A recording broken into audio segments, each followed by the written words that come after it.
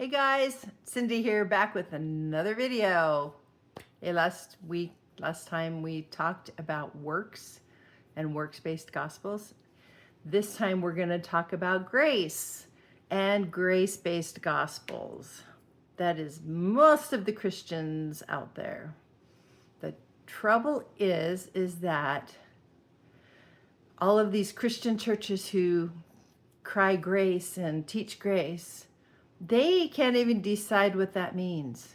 They all have their different aspects of what they believe grace is going to be. They all believe that grace is something you haven't earned. But I have listened to sermons, people talking, and literally within 3 to 5 sentences, they have spoken about somebody going to end up in hell. And then all of a sudden they're back to the grace side of it. And so it's like, grace or hell? Come on, guys. If it's works, then it's hell. If it's grace, then it's not. And I don't know why we think that we're going to decide that. Personally, I believe that the truth, as always, lies somewhere in the middle. Grace was never meant to be a free ticket to do nothing. It was meant to be a do-over. Kind of like when you screw up and you're like, ooh, I could do that better. Or maybe I shouldn't do that at all. And you get the free do-over because of Christ on the cross. Now, the workspace is never ending. No matter how much work you do, you are always wondering if you should have done more, if you could have done more. The work we should be doing in this life, in this incarnation, should be to become more like Him. That's going to be a work. Our physical bodies, our fleshly natures like to go against that most of the time. Okay? Grace is allowing us to get back up and do it again, kind of like when you're toddlers learning how to walk or run. And they get going and they think they've got this and crash and burn. They're done. They're down. And you stand them back up and you don't scold them. You say, okay, let's try this and this and this and don't do that and let's try it again. That's the Jesus Christ I serve. Not one who's up there taking tally marks and saying, well, you haven't done enough works for me to help you get back up again. But as soon as you do this and this and this, I'll help you get back up. Which is what the works-based gospels do. If you go in and talk to your bishop and say, oh, we're having a hard time with our son, or we're having a hard time in our marriage, or you're having a bad time, right? Which is what we all have. The first thing out of their mouth, almost without fail, is, have you been reading your scriptures? Have you been going to the temple? Basically telling you that if you were doing these things, these bad things wouldn't have happened to you. And I hope that everybody out there knows that that's not true. This world is a difficult place to live in. So there is a place for works though, and we know this because of Revelation chapter 20. And it's verses 12 to 13, and I was going to read those for you, but I absolutely forgot to pull them up. So just read them, and it tells you that the books will be opened and man will be judged on their works. There will be a judgment on works, but the works is you becoming more like Him, you acting like Him, you acting like Him. I don't know how many of you guys watch NDEs. NDEs, yes, there are some false ones out there, but you can't tell me that all million NDEs out there are all fake. One thing that these NDEs all have in common, okay, not all of them, but I'd say 90% of them have in common is that they have a life review, which is actually what changes them when they come back, because they see what they've been like and they feel what they've been like. But these life reviews, do you know what they are? They're of their works. And they can see how they've treated people. They can see how Christ has treated them and how they haven't even closely been acting like Christ would act. They see that the works they've been doing have not been what they themselves, in a different aspect, their spiritual self outside of this physical body, and they know that they can do better. And when they come back, some of them are like, they changed their life professions. They are notably changed. So their change is probably becoming more like Christ. They've even changed professions to where they're helping people. Grace is love. It's not earned, it's given. Okay, and many of you can agree with that's how you feel about your children. But do you feel that way about your spouse? What about your neighbors? What about your in-laws? Christ says, as I have loved you, love one another. How would you follow Christ on that sentence? How would you follow that?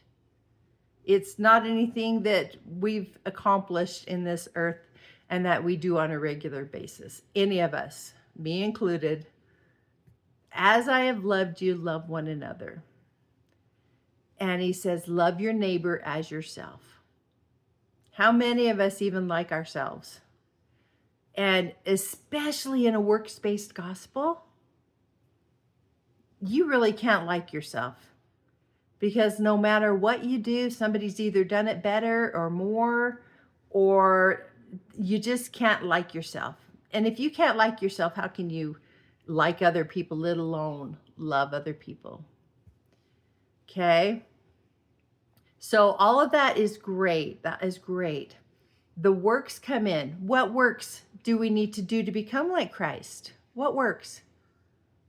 We need to learn of him. That's a work. Teach of him. That's a work. Repent. Oh, that's a work. Serve each other. Oh, that's a work. Don't tell me that there are no works in this gospel that Christ wants you to be doing. Those are the works that in the NDEs people were looking at. People are saying, whoa, I didn't treat them very well. I could have done that better. And they're right. The trouble with the works-based gospels, especially the LDS churches, they've exploited this to the nth degree, to where they have these people running around spending their entire life doing something for the church. That is the one thing that when I left, and I was in that LDS church for 55 years. And when I left, I had a huge crash. I guess crash, because I no longer had a title. I no longer had something I needed to be doing, because in that church, many of them have more than one calling. That means they're teaching or leading something. And what's really sad about that is I noticed in the last ward that we were in that they would take women with little children and put them in young women's, and they would put people with teenagers and put them into primary. So they weren't even spending time with their family while they were doing their callings.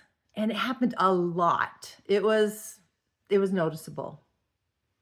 And I'll tell you one thing, when you have a child, when you have a family, that is the first priority of work that you should have. Everything else gets thrown out the window.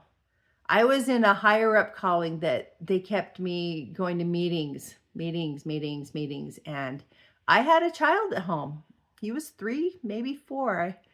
I had a child at home. And meetings to where you were literally just going there to sit there and be acknowledged. And if it was bad, and if it was rough, I would literally text my husband, have him text me and tell me I was needed at home. So I could say, hey, my husband just texted, he needs me at home, because I was doing nothing there. And my first job was to my child, not to these people. Especially since they're having you give up your life, and then boom, they boot you out of that calling. But you've already missed all those years with your family. You guys, the works-based gospels are off the one side. The grace-based gospels are off the other side. It's in the middle. Always. I swear it's always in the middle.